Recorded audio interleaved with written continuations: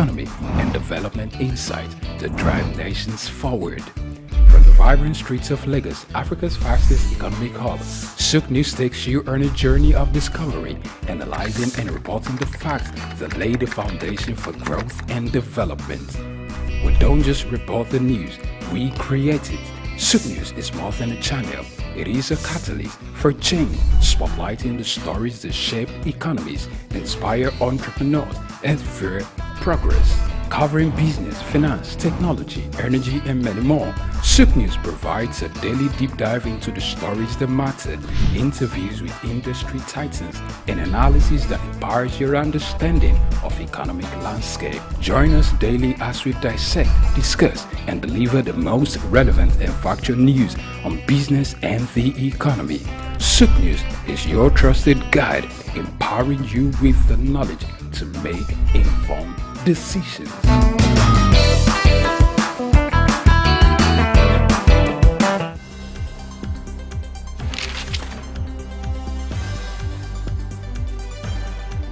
The challenge of governance is to see how we can leverage what is on the ground and convert this to wealth for the people.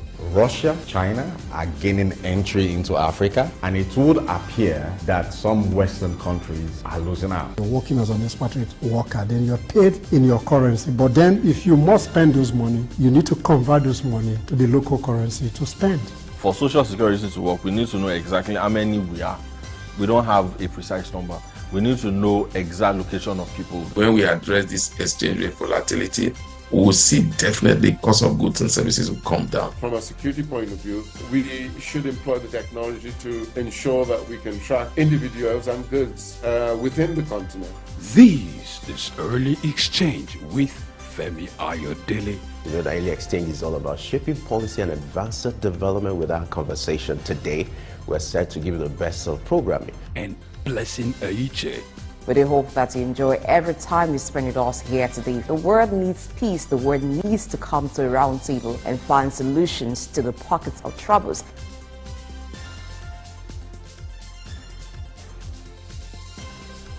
Early Exchange, shaping policy, advancing development.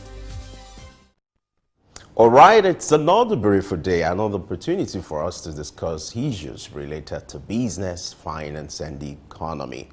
Always my pleasure to be your host, and I am Femi Ayodele. Today is going to be the best, for you and for every one of us, and we must thank you for joining us. We must also apologize for starting the show late today. The great thing is we're here. We're set to give you the best of programming.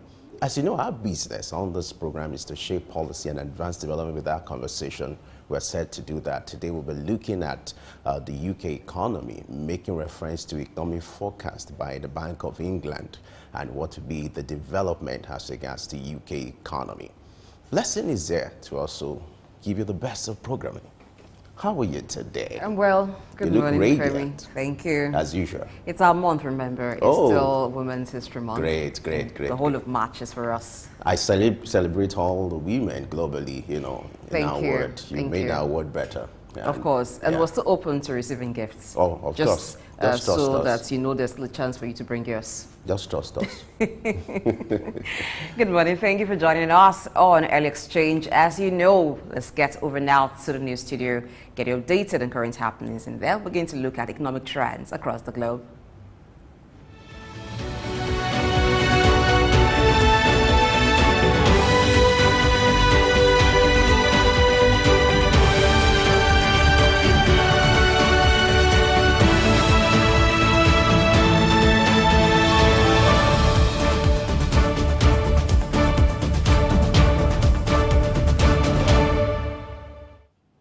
Hello and welcome to News Updates on Souk News. I am Grace Komolafe. The Nigerian government has introduced the Presidential Condition Grant Scheme, PCGS, as part of its Presidential Palliative Program aiming to empower nano businesses. Administered by the Bank of Industry, the scheme provides grants with no repayment obligations to eligible small business owners across sectors such as trading, food services, ICT, transportation, creatives, and artisans. specifically targeting 70% women and youth, 10% people with disabilities, 5% senior citizens, and 15% other demographics. The grant aims to tap into the potentials of Nigeria's entrepreneurial ecosystem, fostering sustainable economic development at the grassroots level. Similarly, Nigeria's President Bola Ahmed Tinubu has pledged to revitalize Nigeria's livestock value chain, viewing its challenges as untapped economic potential. Speaking at the official launch of the Agri-Mechanization Revolution for Food Security in Minna, Niger State, yesterday, he urged state governors to collaborate in this endeavor. The president outlined plans for a comprehensive restructuring, reorientation, and optimization of the livestock sector, emphasizing the need for adequate land provision by state governments with assurance of federal support. He commended Niger State Governor Mohammed Umaru Bago for his proactive steps in this direction. And away from that, presidential candidates in Senegal have launched their election campaigns after weeks of protest following the delayed vote. With the March 24 election expected to be the most contested since independence, the 19 approved candidates now have a condensed period to mobilize supporters. Former Dakar Mayor Khalifa Sall, running for the fourth time, kicked off his campaign with a marching caravan through the capital. Frontrunners include former Prime Minister Amadou Ba, representing the ruling party, and imprisoned candidate Bassirou Diomaye Faye, who gained popularity leading the dissolved PASTEF party. Faye said to be released before the election due to a presidential decree exonerating political prisoners, has stepped in for opposition leader Ousmane Sonko, also incarcerated and disqualified from running. Concerns about democratic stability have escalated amid the unrest as Senegal grapples with its postponed election, initially scheduled for February 25. Government spokesman Abdul Karim Fofana recently announced March 24 as the new election date, with most of the campaign and voting period overlapping with the Muslim holiday month of Ramadan. Moving ahead, China's parliament has passed a law to enhance the Communist Party's executive control over the State Council, thereby cancelling the premier post-parliament news conference for the first time in 30 years. The amended State Council Organic Law gathered 2,883 delegate votes in favor, with 8 opposing and 9 abstaining during the National People's Congress closing session in Beijing. Legal experts note that this amendment continues the trend of transferring more power from the state to the party, with an emphasis on upholding the party's Central Committee's authority and adhering to Xi Jinping's thoughts. The revision aims to deepen reforms of party and state institutions, fully implementing the Constitution, which was revised in 2018 to reinforce the party's leadership over all aspects of governance. The move reveals the party's overt control on state organs, emphasizing adherence to ideological directives in decision-making processes. And lastly, Xiaomi, the Chinese tech giant, has announced plans to initiate deliveries of its inaugural electric vehicle, model SU7, this month, marking its entry into the competitive automotive market amidst intense pricing competition. With 59 stores across 29 cities ready to accept orders, Xiaomi plans to unveil the new EV's pricing at a launch event scheduled for March 28. This announcement led to a 7% surge in Xiaomi's shares during morning trading. This also unveiling of the SU7 sedan in December revealed Xiaomi's ambition to become one of the top 5 global automakers, with CEO Li Jun highlighting its super electric motor technology capable of outpacking Tesla and Porsche EVs. Analysts anticipate Xiaomi's integration of its popular phone operating system with its EVs to resonate well with its existing customer base. Produced in collaboration with a unit of state-owned BAIC Group, Xiaomi's cars will be manufactured in Beijing with an annual capacity of 200,000 vehicles. And that's our package on news update for now. Stay tuned to Ali Exchange with Femi Ayodele and Blessing Eche. I am Grace Komolafe. Do have a productive day.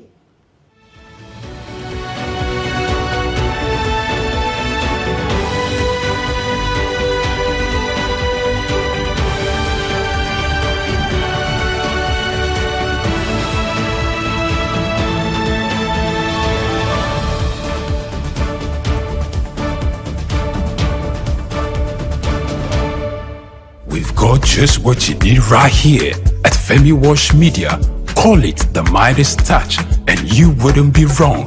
Let us record, produce, mix and master your audio like nobody does. Reach us on our contact today for the best quality job.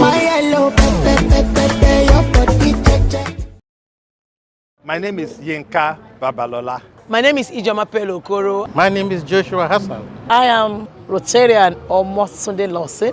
It's Ife Yonwarita Ejeze. My friends call me Ife.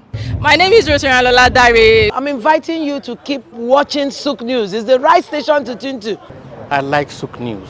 Souk News is good. I want to charge you all to listen to Souk News, watch the news. You can have unlimited news first time. Find Souk News. Be with Souk News. Never switch off. You are better for it. Souk News is the real thing. Listen to their coverage and you'll be glad you did. Turn to your YouTube, turn to your Instagram, turn to all your digital channels and look for Souk News. Keep watching. Keep watching. Please guys, keep watching Souk News. This early exchange with Femi Ayodele. You know, the Early Exchange is all about shaping policy and advancing development. With our conversation today, we're set to give you the best of programming. And Blessing Eche. We do hope that you enjoy every time you spend with us here today. The world needs peace. The world needs to come to a round table and find solutions to the pockets of troubles.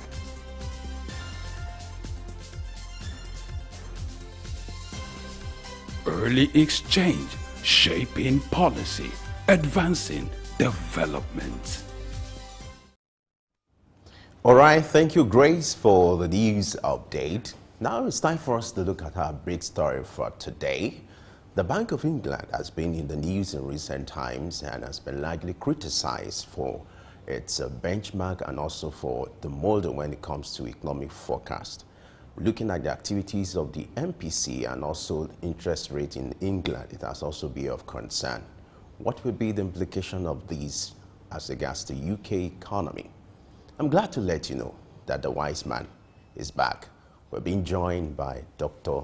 Idaus Alsamas, who is here this morning. Glad to have you join us on the next thing this morning. Femi, good morning. My pleasure to be here. Blessing, good morning. Welcome back. My pleasure here. So, you know, it's been a while. Glad to have you back in the studio.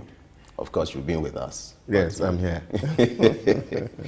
All right. Now, let's start, by looking at the module for economic forecast that we are making reference to Bank of England. Now, globally is a practice whereby you do economic forecast. But in recent time, that of Bank of England has been in the news, largely criticized, making reference to what happened, after COVID and then the Russian, war and Ukraine war. How do you react to these, and why do you think this discussion is very crucial now that MPC is considering some activities in regards to the UK economy? Yeah, as a student of social science, there is one very important pursuit, and that is the ability to evolve a grand theory that is able to explain happenings around the globe. And to the best of my notice, there's no scholarship so far that has been able to advance that grand theory that will be able to explain some certain things that happens. And this is the challenge that policy makers do have when we have models that explain some scenarios, forecasting and saying, oh, this is kind of projections are going to come, but based on certain models. Now, those models are based on some presuppositions. like they say in centrist parables in elementary economics, all things being equal. But we're living today in a world where nothing is equal. So this is the real fundamental issues. And I think this is why a lot of people are asking top economists in the world to look at reviewing the model for forecasting, to be able to see how near accurate we can be in terms of projecting what the outlook in a nation will be. We're dealing with a very unique set of generation right now. And the generation we deal with, the rational actor model theory, which is, of course, one model in the social sciences that seems to explain that every human being bases their judgment on some certain rational thinking. So we're seeing a generation that is near irrational in terms of choices and the things they do. And they are driven more by emotion than actual reasoning. So this is a problem. So you can really not determine what's going to happen in the near future. And also don't forget too that we're also living in a world that is aging. And a whole lot of things happen. Why everybody was thinking things were going to be normal, for example, all of a sudden we get into the pandemic. And there was no any announcement that COVID was coming. And then COVID came, the entire world was disrupted. The entire supply chain was frustrated for over 6 months and nothing was moving. And therefore there were a glut in terms of movement of goods and services. All these things are happening right where we're in the world as we speak. Then, of course, we thought that, COVID was getting off and a whole lot of things were trying to settle down. And then the Ukrainian-Russia war started.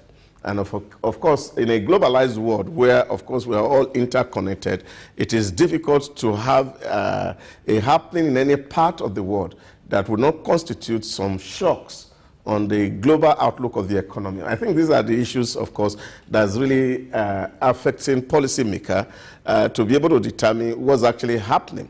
But for me, I think a lot of theoreticians are far away from the realities of the things that really are plaguing the world. And I think also affect us as a country. When, of course, the last MPC meeting and we're trying to raise rate, for example, and this is, of course, we're saying the CBN is trying to control the money in circulation. So you deal with money supply so that you can manage inflation. But the problem the world is actually having is not so much of cost or demand push inflation. Now we're having to deal with real supply issues. If you look at it globally, productivity is at its lowest ebb. So when we're looking at GDP and its growth, you see it only at the upper echelon, not down the chain. So at the bottom, a whole lot of people are either doing nothing really. Because what is driving the world today seems to be different from what it used to be. You take, for example, in terms of transportation and commuting today, if you go to most advanced economy, nobody wants to buy a car or own a car. Nobody wants to own a phone. I was talking with a friend of mine in Kigali that day, and he was telling me, that he wants to start a project so that when you're going for a conference and you're traveling from here to the United States, you travel light. All you do, like the way you order Uber, you can order your suit and just wear for your conference. And when you are going, you drop your suit and your bag is light. And that helps. So people are thinking. So there's a shift in terms of lifestyle, the way people consume, and this is also affecting all the plannings and the thinking of those economists who sit at MPC meetings to determine how the economic outlook should look like. That's my view. All right, the case of England seems to be peculiar because some of those factors that you've mentioned resulting in high inflation rates also affected other countries. But what is different about England? If you check the inflation rate for England, it's at January, it was about 4.0, higher than France, higher than Germany, even higher than the Eurozone and the US. So what is particular about England?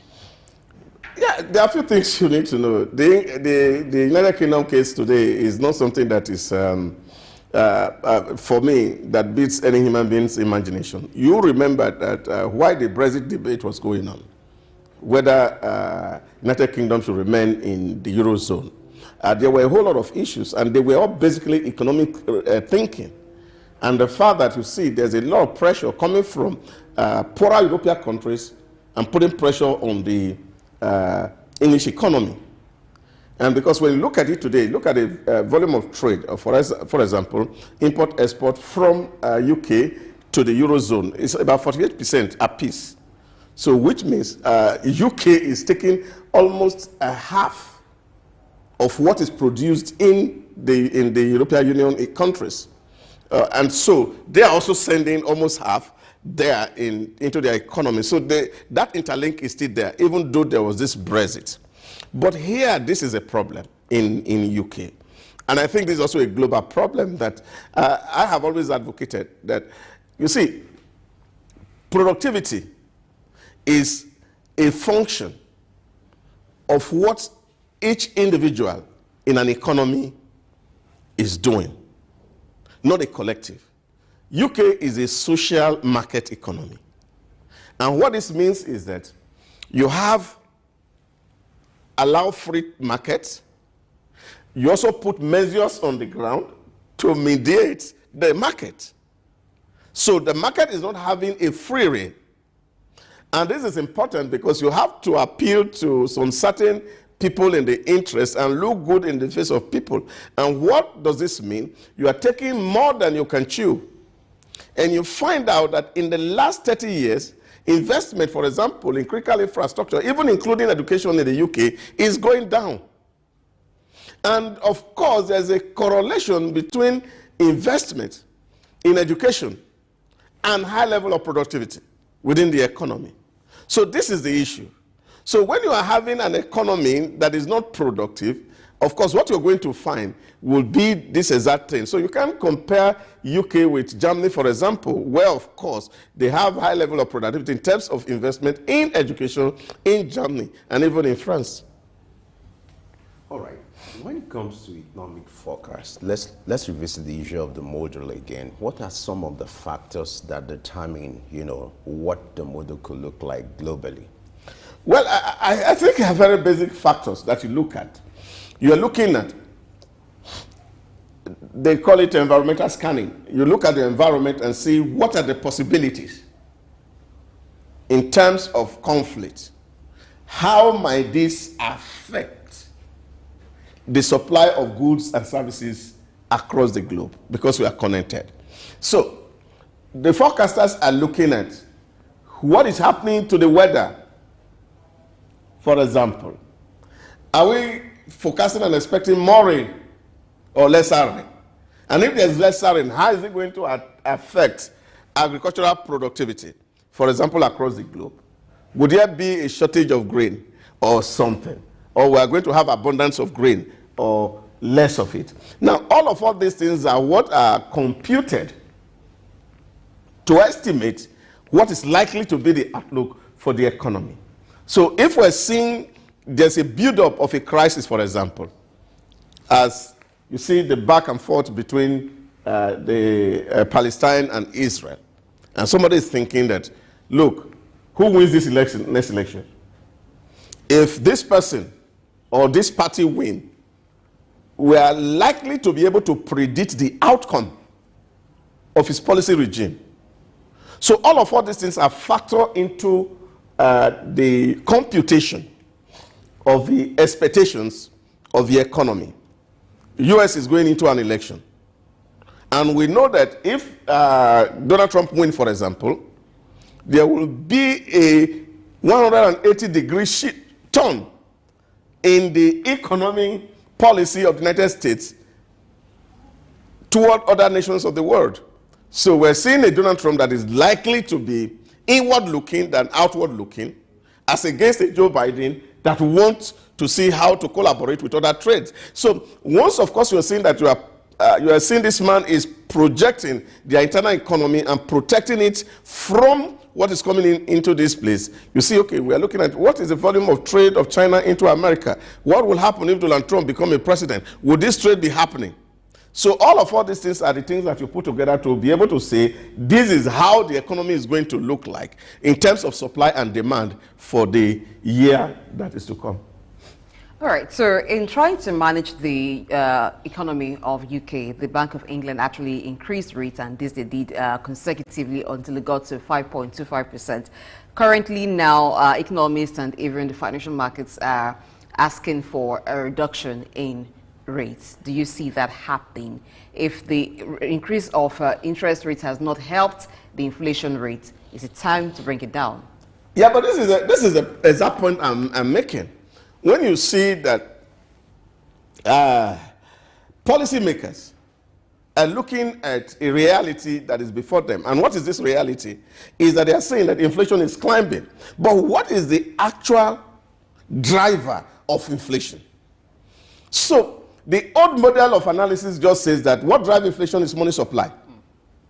So if you have to control inflation, you have to control money supply. So once you can reduce the amount of money in the economy, then you are able to actually manage the inflation. But there is no people paying attention to the components of the nation's GDP. Now, take for example, you look at your local economy here, and people are talking about there is so much money in circulation. In whose hand is this money? That is the obvious question that policymakers are not asking. Who is having this money? Now, if you have a population of, like the UK, where you have over 60 million people, the real GDP money should actually be in the hands of about 10% of the population. Now, most of those 10% of the population buy luxury goods. What is happening to the 90% who are down the bottom of the range? They don't have money, so they can't buy. So the common goods that you are producing is in the market, and they are not able to access it because they really don't have the real money in their hand. This is the situation that nations need to evaluate. And that is why, for a very long time, even in social sciences, people have argued about using the GDP to really determine the basis of the economy. They say, oh, your GDP is this percentage. Now, but how do we extrapolate whose hand this GDP really is here? So when we say Nigeria GDP is $2,000 per person, blessing if I ask you, do you sure you have $2,000 in your bank account? I wouldn't say anything. I do not want to be kidnapped. That's why I want anything. So this is the real issue. So what we're doing is that we're looking at the sum total of what is produced in a state divided by your population in a particular fiscal year, and we say this is the GDP. So what this is assumed that even those who are unemployed within your population are having $2,000 in their hands. That is unreal. That is not the way to be able to manage or measure your economic outlook. Because you are having a lot of people who really are not having up to that. How many people in Nigeria, even this, for example, the CBN governor just came and told us, or the finance minister recently, and said that over 80% of Nigeria don't have up to 500,000 in their bank account. So it gives you an idea that when they say, oh, for example, Nigeria has about $2,000 GDP. Now, who is this person that's having $2,000 GDP? In an economy where, for example, your minimum wage, for example, is less than $50. So how do you have a minimum wage of $20? Now you are talking about people having $2,000 as GDP. So this is the error in the calculation of nations' economic potentials. So we must be able to break it down, know that the people, this is in the hand of certain people, and these people are living in certain level, and this is the kind of goods that these people are going to consume, and this is great. So when you are increasing your rate, for example, what that means is that you're actually adding to the burden of the already poor. That's what it means. So you say, oh, because there's so much money in circulation, we want to reduce the money in circulation, so we increase the interest rate. Now, if SMEs are accessing this fund in the bank, what happened to the increase? They pass it on to the final consumer.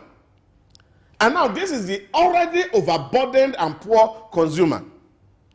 What do you have? The goods is there. They don't have money to buy it. So this is why you're seeing, for example, even in the UK now, you're taking an, they say, inflation is going down. But you're seeing a stagnant output.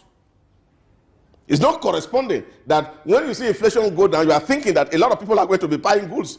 But people don't have money to buy goods because the pounds is not in their hands to buy. So the economy is stagnant. So what we should be thinking, and I think what globally people should be thinking, is to see how do we empower people so that they can really become more productive in terms of adding value, and then they can actually earn this money and they are able to make purchases. So when economists sit down in MPC meetings, they should be able to put these indicators on the board and see, okay, we are making a policy. How is it going in the long run, in its ripple effect on the already poor people in society, as against looking at, you are taking money out of society. You are taking more money out of the hand of Dangote, it makes a lot of sense. But when you say you are taking more money out of my hand, you're only killing me. All right. One of the issues being referenced in this story is the looking at the activities of the MPC, the Monetary Policy Committee in UK. Now, the practice is for them to meet every 6 weeks, unlike in Nigeria, which is once in 2 months. But they've been largely criticized, because of their projection related to the inflation rate. Now, let me read to you a comment made by one of the economists. It says, at present, the MPC issues are a collective forecast of inflation and other indicators, though these can be masked internal differences of opinion. And so, the expert here is making reference to the discordant tune among the MPC, whereby experts don't even agree, but eventually they come up with some figures. How do you react to this, and what will likely be the impact of this? I'm trying to use a local scenario to paint a picture so that you can get this very clearly. If you go to my village, for example, 10 years ago, if you are coming to the city, if you were a visitor, they'll give you 2 bags of yam, plenty. They'll give you a gari sack for free. You are not buying it because they have it in abundance. Now, if you are traveling to that village now, you should be ready to go there with some 2 bags of yam and with some sack of gari so that you can feed the aged people that are living in there. Why? Because there's been a drift from the urban or rural to the urban center. And the able-bodied men like me who should have been doing farm to produce that yam that will be given out for free are in the city, actually doing nothing. Either unemployed or underemployed, whichever way. And so we're not contributing to that economy. Now, don't forget that when we are mapping out the economic outlook of a state, we're looking at both rural and the urban area together and taking an average of what everybody is doing at the level of productivity. So this is the challenge. You see, you sitting down here, you know the number of dependents, whether they are family members, whether they are friends, whether they are church members, who are relying upon you and sending text messages on a daily basis for the support. So yes, you're actually earning SY amount, but by the time you put the paycheck on the ground and you discover that it's not even able to take you home because there are a whole lot of people who at the moment are not productive. This is the issue. And if you don't deal with that issue, all the pontifications, speculations will amount to nothing. So when elite economists sit down in a room, there's a joke that's been going around in Nigeria recently. The Fadeyi and the Ikoyi economists model in Nigeria. You are seeing people in Ikoyi making foreign policy, financial and economic policy for people in Fadeyi, the place that they have never lived before. Because when they are thinking that everybody is living in Ikoyi. That is a problem with elite economists. Because they are not in touch with the reality.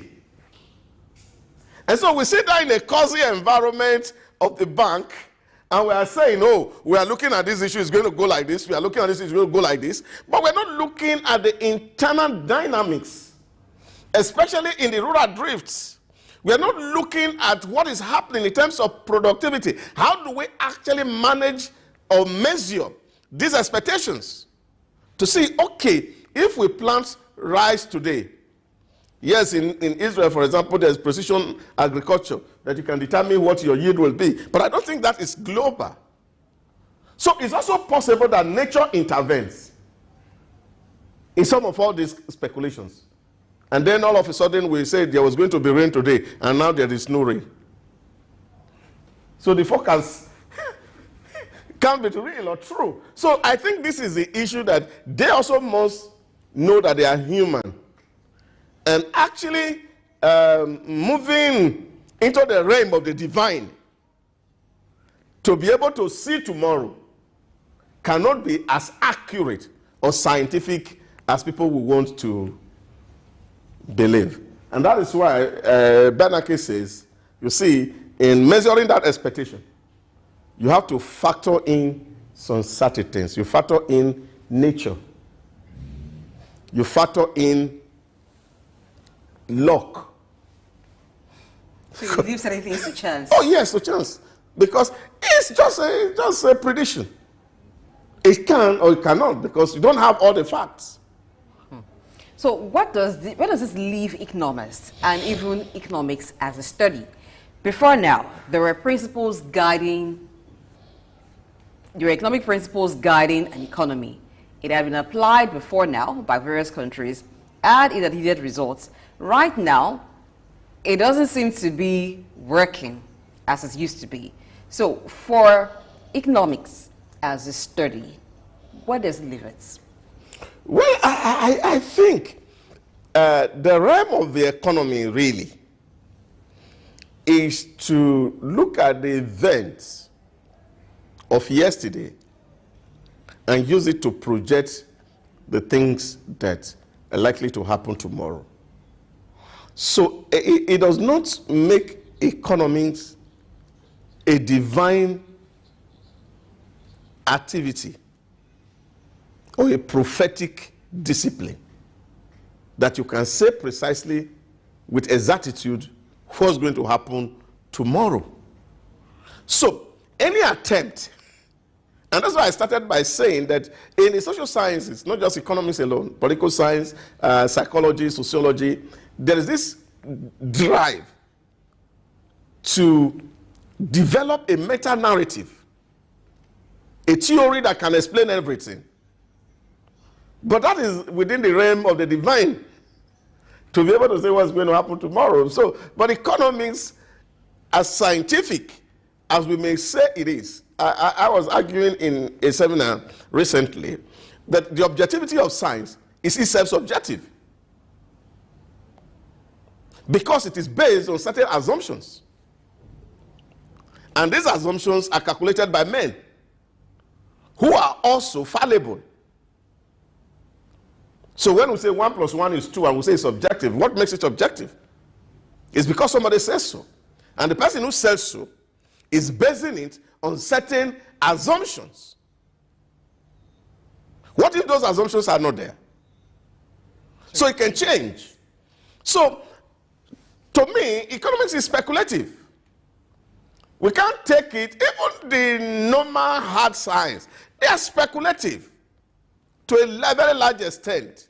And that is the reason why sometimes when we receive facts, we need to examine those facts. I was saying to my wife last night, he was giving me some prescriptions, and I said to her, the last time I was at the general hospital when my mother was to pass, and I saw doctors, they were saying, oh, do this test, do this test. And I said, they did one same test in the same lab 4 times, and they had 4 different outcomes.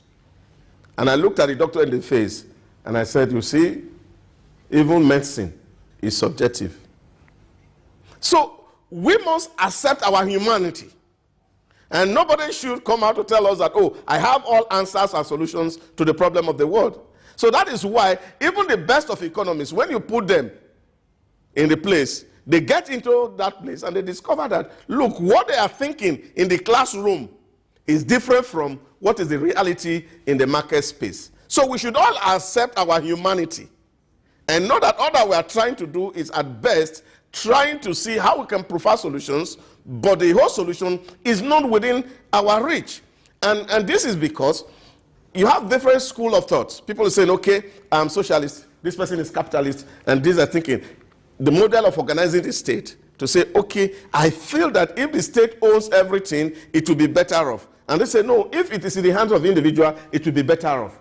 But the solution is neither here nor there, because the value system of the people you are driving is also very important. All right. How do you see this playing out? Maybe we'll just wrap up with this before we go to Japan. The former chairman of Federal Reserve, which is Bernanke, has Bank of England has appealed to him to review its policy. Not his policy, his model. His model, yeah. Okay. Which is going to be released in April, you know. What might likely play out? Yeah, even Bernanke is silent about it. Because calculation of expectation is not something that is easy. And he himself has said, in almost all the paper he has written, that it is just something that is based on, you know, your speculations. So we can't take it as if it is 100% right. Yeah, but they are saying, of course, because every nation, central bank of the world are relying upon that model because it is one of the newest model in terms of economic thinking, and of course of the place he also had occupied in the Federal Reserve in America, so people are looking up to him. But we're also looking at it from 2002, for example, up to now, and see what the American economy is doing, even under the nose of Bernanke. So appealing him to change the model, not solving anything for the UK. But I think it's just the fact that most of the time, and I think that bureaus of statistics of nations need to be more pragmatic in terms of gathering of data for the analysis of economic reality. There are a whole lot of things that we must be able to factor into our thinking.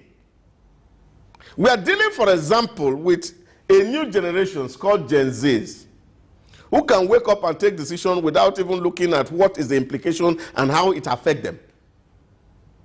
And as long as you say it on social media, they just hook and they run with it. So this is a problem. And that is why, for me, really, even states have to be very careful in terms of pronouncing the inflation figure. Because it can either make or mar the economy. People get to that point to say, oh, inflation is rising, and therefore there is no need to do it, because by the time they are doing the analysis, they say, oh, all the profit is eating up, and people become relaxed and lazy, and they don't want to get into productive venture because they are looking at it that, oh, if I put money, I'm going to lose it. Because of the figures that we are pushing out every month. And this is creating a whole lot of distortion in world economies. Because when you're saying, oh, inflation is going to rise, I am thinking, if this inflation is going to rise, what's going to happen to my money in the bank? So the value is going down. Abi? So I'm going to look for a currency where to hedge this money. And this is why you are seeing that globally, people are moving money away from the capital market. People are moving money away from the money market, and they are putting it in crypto. And I'm not sure that economists are also factoring this into the calculation of inflation and the rest of it. So this, for me, is where we stay today as a people. We must be able to look at what are the dynamics, what are the changes that are happening globally that is affecting the way demand and supply interact in today's world. So in the UK now, in handling this, the government is paying cost of living, making cost of living payments to different categories of people. But the inflation is affecting those of low-income household and those of high-income household differently. Yeah. And taxes are also being increased. Does this compound the issue? That is a point I've been making. You actually compounded the issue because, number one, You are funding laziness. That's what it is. How is that funding laziness? See, if you take money from X, you eat deep into his profit, and he's putting a whole lot of energy to make this profit. So you are increasing his tax, and you are making this man less productive. Now this person is thinking, what use is it for me to run a factory so that government can continue to tax me? This is the reason why you see companies are also altering their business models. For example, one of the analyses that a lot of people have not looked at, when they say, oh, companies are leaving Nigeria because government policies are bad. Companies are leaving Nigeria because models are changing. Because the real incentive for companies to run is profit making. Now, if I'm doing business and I'm not making any profit and I'm incurring costs because government need to take more from me to help people who are doing nothing. So which means you are incentivizing laziness. And that was why I was saying to somebody yesterday, you see, if you look at the model that grew the world, you see, it is high productivity. We must forget the deception that came with socialism in Bolshevik Russia in the early 1990s. Now, you look at it, when Stalin, who actually drove the economy of Russia, came, though it was an economy that was, policy that was based on socialism, which means those who are productive support those who are not productive, everybody with a horse whip was forced to produce. But in this case, is it about funding those who are not productive or those who earn, whose income are low? That the person's income is low doesn't mean that they are unproductive.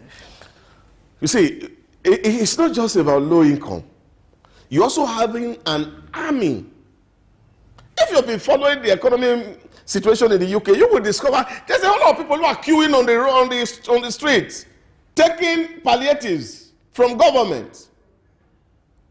Because we have designed the economy in a way, and that was what I was saying to one of our friends the other day. You look at it, that the promise of certification has actually altered the way the economy should actually naturally work. That people are thinking that until we have certificates, we cannot earn a living. And therefore, we are all giving certificates to be on the streets, looking for a job that is not there, and then actually leaving the real economy behind. So this for me is what it is. So how should government incentivize productivity? That is the key question. To say, how are we going to do this distribution? Yes, people have to succor, good, but government must encourage production. And globally, not just in UK alone, in America, in the whole of Europe, in Asia, government is funding laziness. And this is taking too much burden on government. This is a problem. So as long as you continue to fund laziness by social interventions, and you are not encouraging people to work, people just wait and say, at the end of the month, now what happened now? I get some incentive. So I manage this, wait for the end of the month. So people are waiting for pay packages. We can start to begin to encourage entrepreneurship. And this is why I said, for example, our president was in Niger yesterday and was talking to the people. We want to solve the problem of poverty. How do we solve the problem of poverty? Solving the problem of poverty is to see everybody had to be involved. And this was the foundation for the growth of the capitalist economy across Europe. If you remember the doctrine of the Protestant ethics as propounded by Max Weber, that the Protestant ethics were preaching in the whole of Europe, John Calvin and the rest of them, that any man who does not work and eat is a thief. And therefore, people have to avoid being called thieves. And they have to find something to do so that they can earn a living by the day. And I think this is what the government needs to do. This is what really powered industrialization. And this is the only thing that can also solve the economic challenge that the world is immersed in today. But wouldn't a full-scale capitalist economy almost seem like being insensitive to the plight of the poor? I don't think so. I don't think so. See, nobody is designed by nature to be poor.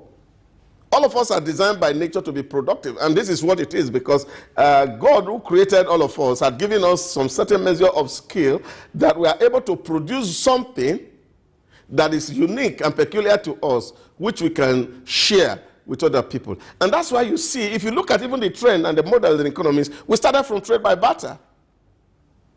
Isn't that how the economy started? So you have yam, and I want cocoa yam. So you give me your yam, and then I determine the size of cocoa yam that I'm going to give to you.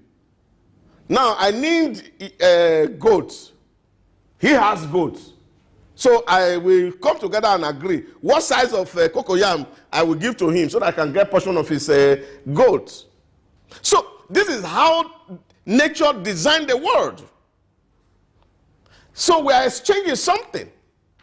Now, what is the problem today in the world is that we're having serious balance of trade deficits.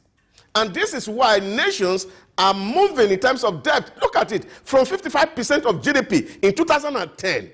As of today, debt to GDP in the UK is 95% because of the social interventions. So we must begin to think about the way nature created us from day one, which is to say that you have something that you are offering, this person has something that is offering, we exchange what we have, and then we have a good and common life. So this concept of throwing money at poverty and expect that will solve the problem, for me, is a no-no. All right, this conversation reminds me of what our president said, let the poor breathe, because the essence of social intervention is to help the weak or the poor in society. But and I think what we're doing here at Soup News is actually to tell people there are opportunities out there. There are a whole lot of things that we can do to better our lots. All we just need to do is to put on the thinking cap.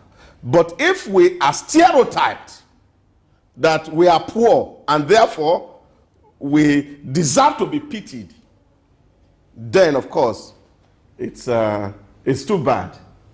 And I also remember that the president said to them in the US that African is not to be pitied. African needs to be collaborated with and given the opportunity to sell what it has. But selling that what we have requires that we have to put a lot of energy into production so that we have something to sell. And as we are doing this selling and we're having something to exchange, we have skills to exchange, then a lot will go well. And this is why we, of course, especially from the emerging economy, must begin to think about how we are going to encounter the knowledge economy as it is today. For example, in 2024 budget, the Japanese are putting up to 2 trillion yen to educate their adults to acquire artificial intelligence skills, because that's where the world is tilting toward. Now you are having AI doing all the work that journalists are doing. Have you? So what happens? The journalists are losing their jobs. So what should the journalists do? Must begin to create new skills that make them relevant in the scheme of things. So this is where investment in knowledge become very critical key to state survival. And unfortunately, whether it's in the US, whether it's in the UK, or even in our own climate here, there have been a declining investment in education. And that won't help us so well. We just have to leave the conversation here. There will always be another time to expand this conversation. Thank you so much for your intervention, your thought, and your wise counsel as usual. My pleasure. All right, let's go on a short break now. We'll be back in a moment to kick off our conversation as regards our second topic. Stay with us.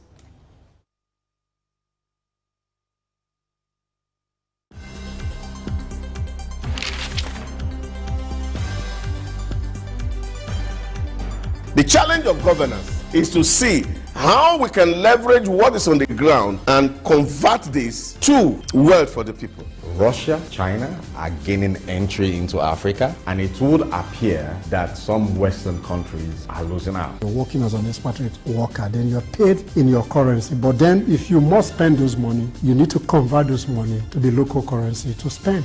For Social Security to work, we need to know exactly how many we are. We don't have a precise number.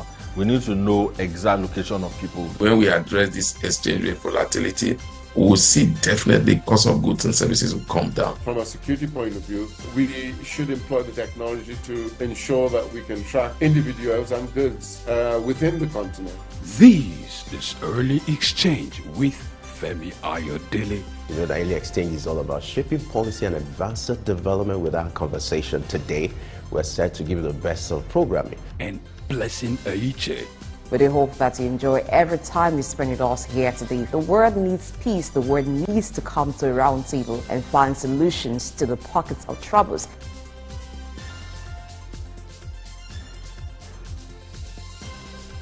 Early Exchange, shaping policy, advancing development. Tafawa Balewa Square, TBS. Tafawa Balewa Square was initially used as a horsing ground called Lagos Race Course. The edifice was constructed by General Yakubu Gowon in 1972 and named after Nigeria's first Prime Minister, Sir Tafawa Balewa. Tafawa Balewa Square is located at 45/57 Mase Bangboshe Street on Lagos Island, Lagos, and referred to as TBS. TBS is a 50,000-seater capacity venue and houses the Remembrance Arcade, the 26-story Independence House, which at a time was the country's tallest building. When Lagos served as the country's seat of government, the National Assembly Complex was within the TBS. Also in the square are the National Broadcasting Commission Office, the Nigerian Hydrological Services Agency Office, shopping centers, travel agencies, restaurants, car parking lots, and a bus terminal. Tafawa Balewa Square is adorned with beautiful statues of white horses and red eagles, symbols of strength and dignity. Our historic neighbors include the King's College and the Holy Cross Cathedral. Tafawa Balewa Square hosted some of the country's memorable events, such as the Independence Day in 1960, when Nigeria gained independence from Britain, the Armed Forces Remembrance Day, which is celebrated annually on January 15. The edifice is a national cultural asset. Tafawa Balewa Square, Souk Enlightenment.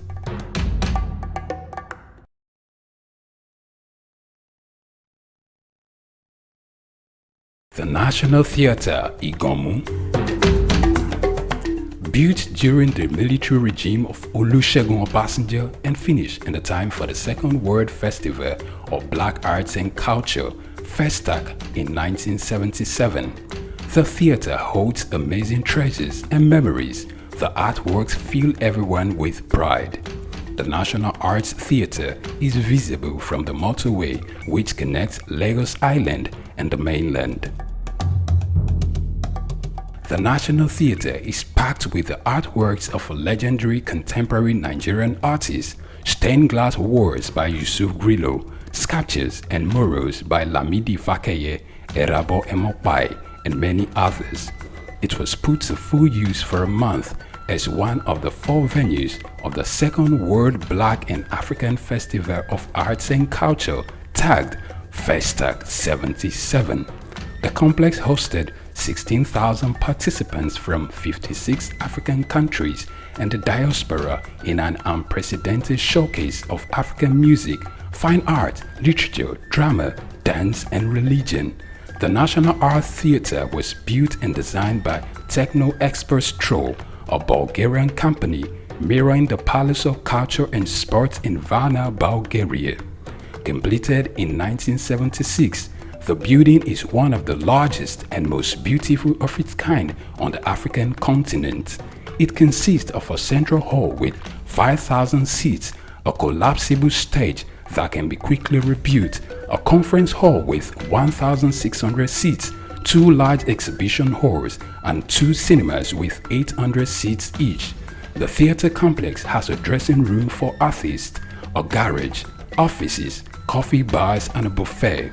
It has indoor TV and radio systems, as well as booths with facilities for simultaneous translation of languages and hectares of large green lawn around. The majestic structure sits in Igomu like a quiet mountain, mesmerizing visitors and passers-by. The National Theatre, Souk Enlightenment.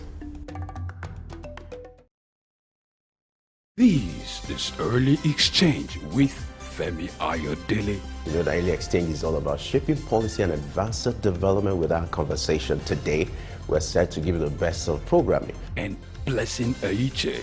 We do hope that you enjoy every time you spend with us here today. The world needs peace. The world needs to come to a round table and find solutions to the pockets of troubles.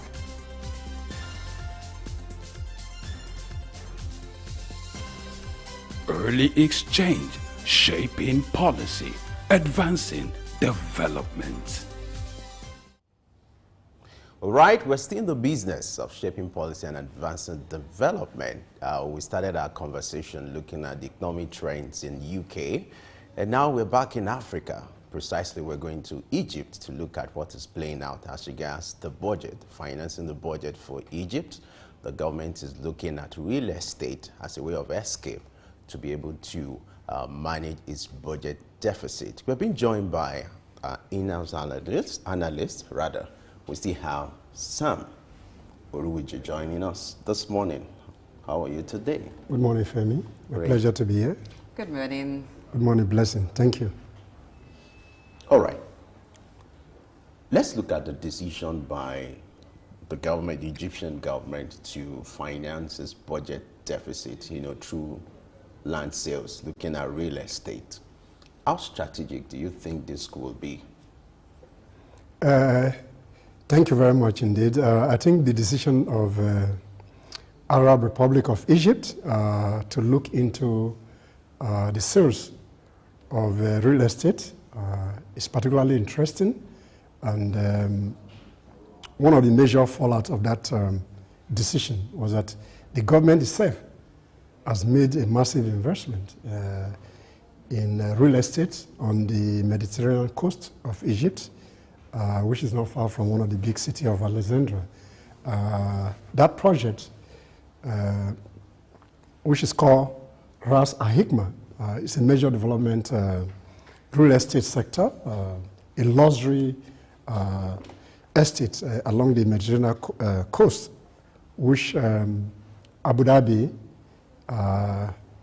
is buying over at the rate of over 24 billion US dollar, and that will help to finance the deficit budget, in addition to the 20 million lifeline from the IMF and about 3 billion from the World Bank. So that kind of investment opportunity that the government was able to weigh in so that they can finance a deficit budget of 2023-2024 budget is welcoming. But there are some African countries that don't even have that kind of investment to fall back on. So that is particularly interesting for a country that has some massive investment they can use to cushion the deficit. And there's a projection that at the end of the day, they are likely to have a surplus budget if they are able to tighten their belt, according to the finance minister, Mohamed Neiti, who gave an account of some of the development after the meeting with IMF. What's your thoughts on selling national assets to fund a budget? So what happens in the next year when there is also a budget deficit? Some countries would rather borrow to finance a budget rather than sell off national assets. You create assets primarily for the rainy day. So I don't think, in my view, that when you sell national asset is a bad decision. As you sell some assets and you're able to have a budget surplus, other investments are made in other sectors. So in my personal view, selling those assets are not really wrong. It's an investment decision that was made for the rainy day, and if the government has made a choice to use part of that to finance its budget deficit, I think it's in order. And naturally, you sell assets to recoup some of the investment that you can apply to some other new challenges as it occurs, even at a personal level. So I think that was a wise decision rather than creating an exposure through excessive borrowing, in my view.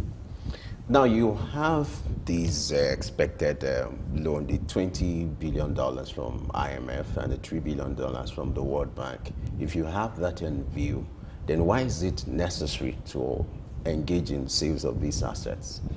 I think to a large extent it's just to balance the budget. They don't want an overexposure in terms of... is that not what you call an overkill? No, I don't think it's an overkill. They have what it takes to be able to finance the budget. So they put some of the national assets on sale to get part of the investment to finance the budget. And if you hear the minister very well, Mohamed Meiti was saying that once this initiative is concluded, there's a likelihood that there will be a surplus budget at the end of this fiscal year. So I think it's a wise decision. Also counting on, now as part of the IMF package, Egypt had to devalue its currency to around 50 Egyptian pounds to the dollar by 600 basis points. What do you make of this deal? Well, I think when you are in a difficult situation, sometimes the decision-making process to survive beyond the current issue becomes a very difficult process.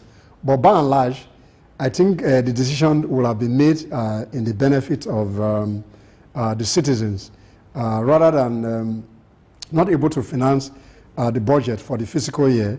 They've made a decision to devalue their currency based on the IMF conditionality, and they have raised their interest rates about 600 points, almost in comparison to what Nigeria did recently to about 400 points. So I think that within the financial framework analysis, those who are in the boardroom of IMF and those who are in the government part may have looked at the various financial scenarios and they come with that decision. I think in the final analysis, what is important is that they're able to finance their budget for the benefit of the citizen.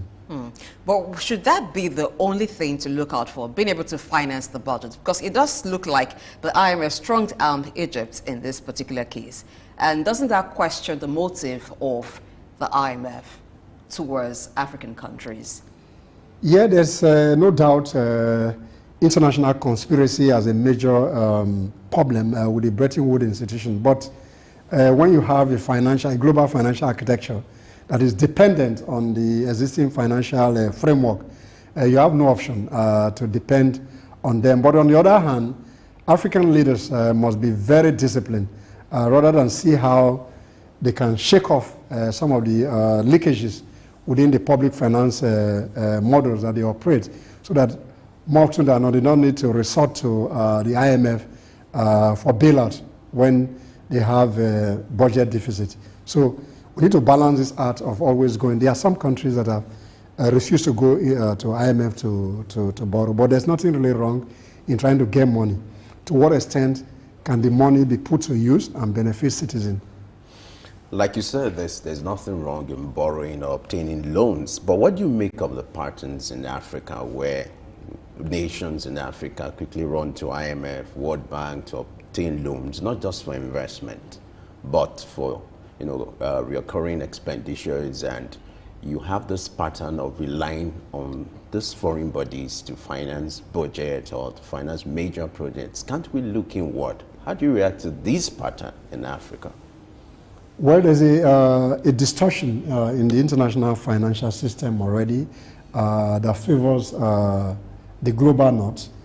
But then African leaders, on the other hand, are not really disciplined in terms of public finance management. So more often than not, they are oversubscribed, not be able to do state investment based on the kind of the revenues that they have. But again, this is occasioned more often than not by the level of corruption that public service in Africa has been known for over the years. But then we need a mind shift, a mind engineering to move us away from this over-reliance on the Bretton Woods institution.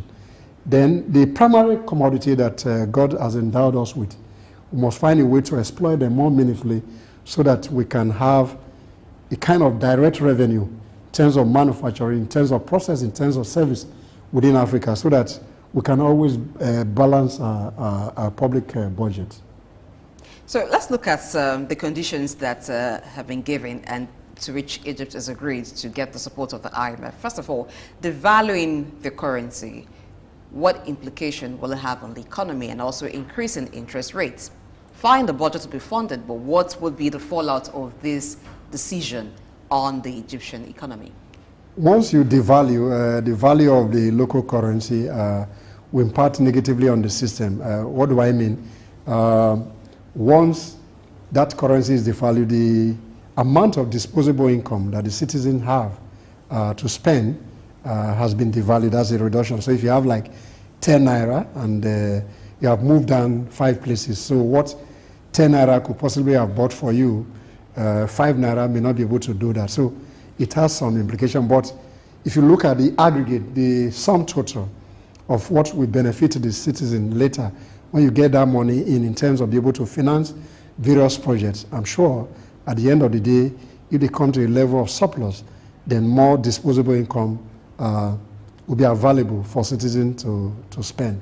But that's the challenge of public finance management, where more often than not, government is not able to balance its budget, and they look for financing to be able to do the deficit. But I think we must look inward as a collective in Africa to address this issue of this bogus public finance that we don't have revenue to sustain. Now, let's make reference to the Suez Canal. We're talking about Egypt now.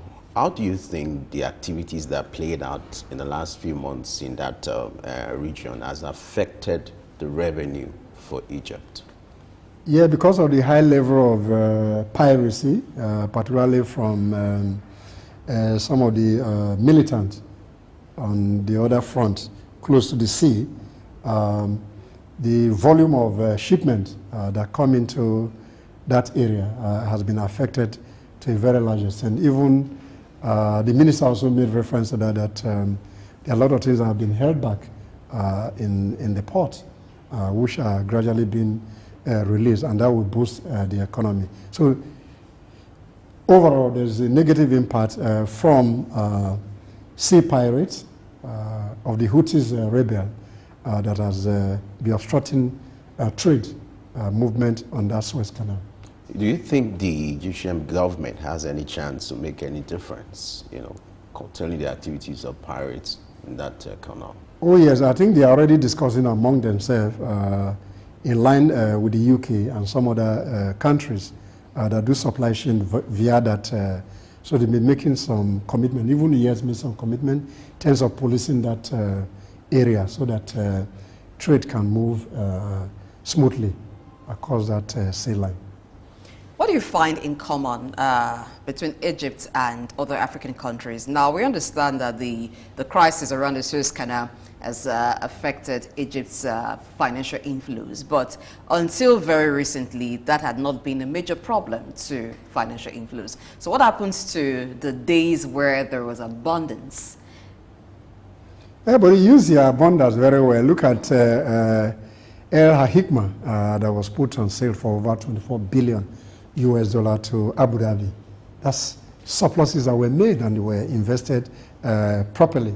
So the challenge here is that some of the rascals on that, particularly the Houthis rebel, trying to see Israel war with the Gaza as a revenge on some of those things coming into that environment. I'm sure that with America coming to that environment, some sanity will be brought. But Egypt has not really done too badly in the last few years in terms of how they manage their resources. They have a lot of major investment, particularly on the Mediterranean coast. It just puts one of the land assets for sale that will help them to cushion the negative effect on budget deficits. Now, before we go on a break, if they had many assets, like you say, why would they take up a deal with the IMF that will further impoverish the economy? Yeah, but I remember in one of the questions that you put up earlier, you're thinking why there's a need to go and borrow, or why will you sell your national asset? So if you take a particular asset vis-a-vis your immediate problem, at least you're able to free an asset to resolve your issue. So you cannot put all your assets for sale at a particular point in time. So they cannot just put all the assets. This is what they consider important at this particular point in time. And if they're able to, based on their focus, they come to a budget surplus, I'm sure that they are going to make some investment in other assets that they have. There are even other critical assets in Sharm el-Sheikh and the Luxor that are almost at the same level with this asset that was just put on sale. All right, it's the early exchange and we're still looking at economic trends and analysis. But we'll go on a short break now. When we return, we'll look at what is playing out in South Africa. Stay with us.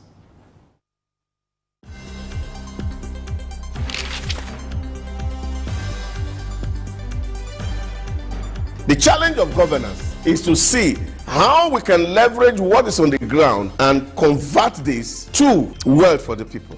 Russia, China are gaining entry into Africa, and it would appear that some Western countries are losing out. You're working as an expatriate worker, then you're paid in your currency. But then if you must spend those money, you need to convert those money to the local currency to spend. For Social Security to work, we need to know exactly how many we are. We don't have a precise number. We need to know exact location of people. When we address this exchange rate volatility, we will see definitely cost of goods and services will come down. From a security point of view, we should employ the technology to ensure that we can track individuals and goods within the continent. This is Early Exchange with Femi Ayodele. You know, the Early Exchange is all about shaping policy and advancing development. With our conversation today, we're set to give you the best of programming. And Blessing Aiche. We do hope that you enjoy every time you spend with us here today. The world needs peace. The world needs to come to a round table and find solutions to the pockets of troubles.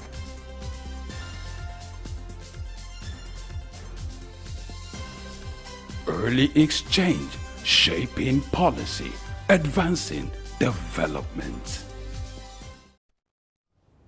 All right, it's still your favorite program. We started our conversation looking at the UK economy. We went to what was playing out in Egypt, and now it's time for us to discuss South Africa. The news this time around is the U.S. Deputy Treasury Secretary, which is Wale Adeyemo, is expected to visit South Africa next week. What will be the implication of this visit? That's the thrust of our conversation. We still have Sam Oruwijo here with us in the studio.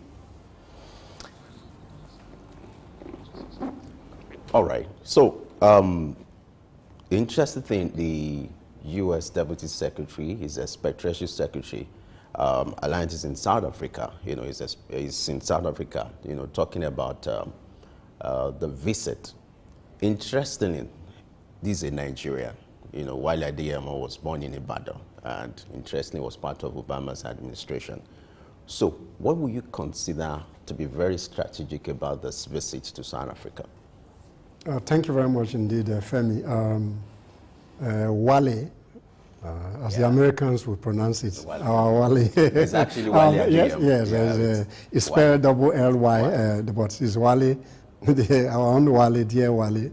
So the point here is that in the last 2 years, there's been a growing tension between South Africa and the United States of America. South Africa has a very good trading relationship with America, but with its interest in BRICS, that tension has been threatening their trade relationship. So the U.S. Deputy Secretary for Treasury, Wale Adeyemo, is in South Africa today for a 5-day walking visit to see how they can repair that relationship to improve on trade. And one of the high cross of those discussions, they'll be talking about illicit financing, youth empowerment, and technology, and some other things, to see how they can show up the trade relationship between the two countries. And you know, South Africa is one of the most industrialized countries in Africa, and the volume of trade between South Africa and the U.S. has been very remarkable. But this new tension, particularly from his relationship with China and Russia, and his dominant role in BRICS, is threatening what they do with the Americans. So I think this is just a kind of shuttle diplomacy to improve on the strategic relationship that exists between the two countries. So I see this more as a damage control visit. The outcomes in the few years to come remain to be seen. All right, how much of damage control do you think can be achieved with this visit? And secondly, when the U.S. Secretary of State visited Nigeria around this time too, not so far time ago, it was somewhat attributed to the forthcoming elections. Is that still a factor here? Yes, in international diplomacy, you cannot rule out politics. The elections are close. The two dominant torchbearers for the White House, they are in their campaign movement. So politics on the one hand, and you know you have a greater majority, just like you have Nigerians. There are a lot of South Africans in the US, and I'm sure they are kind of undertone negotiations that will play out, particularly on youth entrepreneurship, which is one of the fine cross of this visit. But like I said earlier, the immediate impact of this diplomatic shuttle remain to be seen, particularly with the overbearing influence of South Africa, particularly South Africa having the audacity to even take Israel to the International Court of Justice based on the accusation of genocide against the people of Palestine. So these are core international diplomacy issues that has economic undertone. But the best way to relate in the international arena is through these kinds of negotiation. Now, what do you make of the decision to send an African this time around? You have a Nigerian to a South African, Africa to Africa. How significant is that? I think essentially they must be targeting the youth population. If you look at about six elements that underscore that visit, I think youth and entrepreneurship seems to be very core of that existence. So it's targeting that very vibrant youth population that we have in South Africa, and that diplomatic nicety that we play out in terms of the negotiation, in terms of the discussion, we're able to get to the focal points of some of the youth and how that can shape some of their friends and relations back in the U.S. Towards the election. But if you ask me personally, I'm sure that the mileage for this visit still remains to be seen. All right, so the visit will also include discussions on sanctions. Now, but it's not as if it's about sanctions on South Africa, sanctions imposed on Moscow, Russia, over the invasion of Ukraine. Why is it important to talk about that with South Africa, even though South Africa has declared neutrality in all of the issues? Yes, it's the right of place for South Africa to declare some neutrality. But in actual practice, that neutrality is not really there.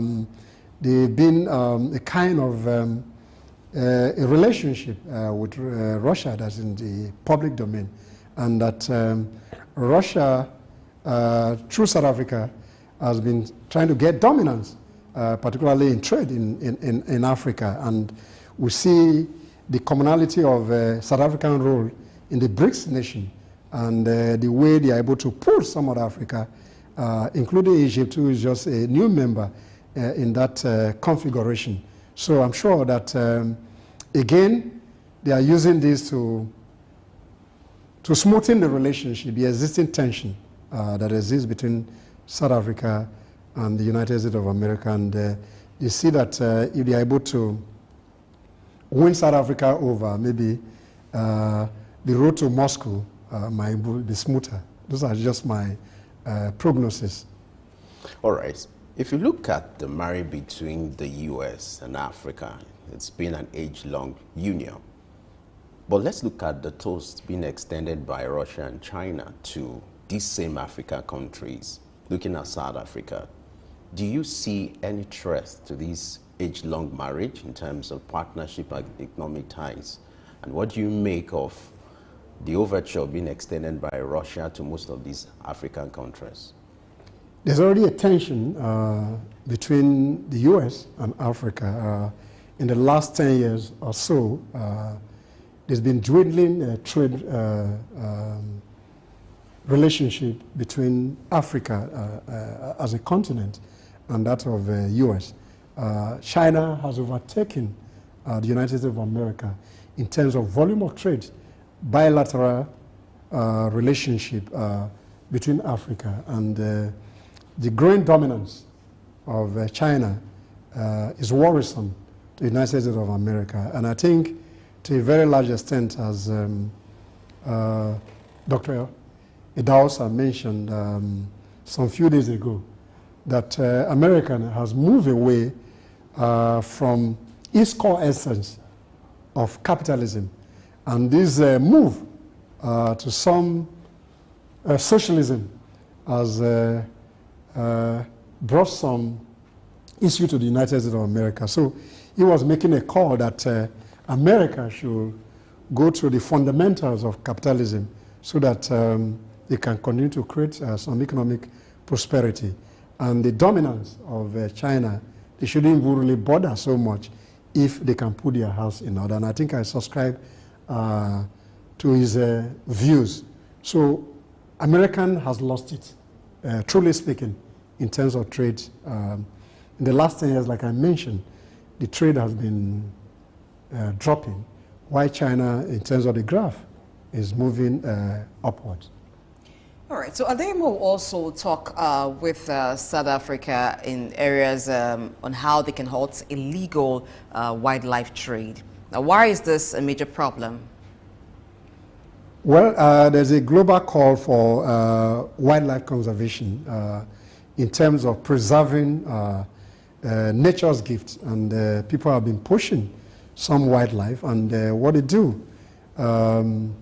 regrettably, and I think that's in the public domain, there's a wide range of pushing activities in terms of illicit trade, in terms of ivories and all that move from South Africa through to the United States. So they want to find a way to put a halt on this illicit trades.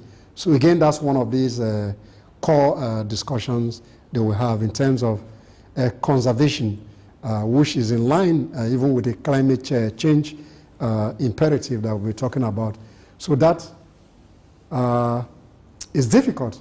Even the former president of South Africa, Thabo Mbeki, when he was in president there, was always complaining about the growing illicit outflow of even financials in terms of wildlife that pull out of South Africa. So hopefully, if there are some partnership and regulatory framework that will help to reduce that, that will be a welcome development out of this diplomatic engagement.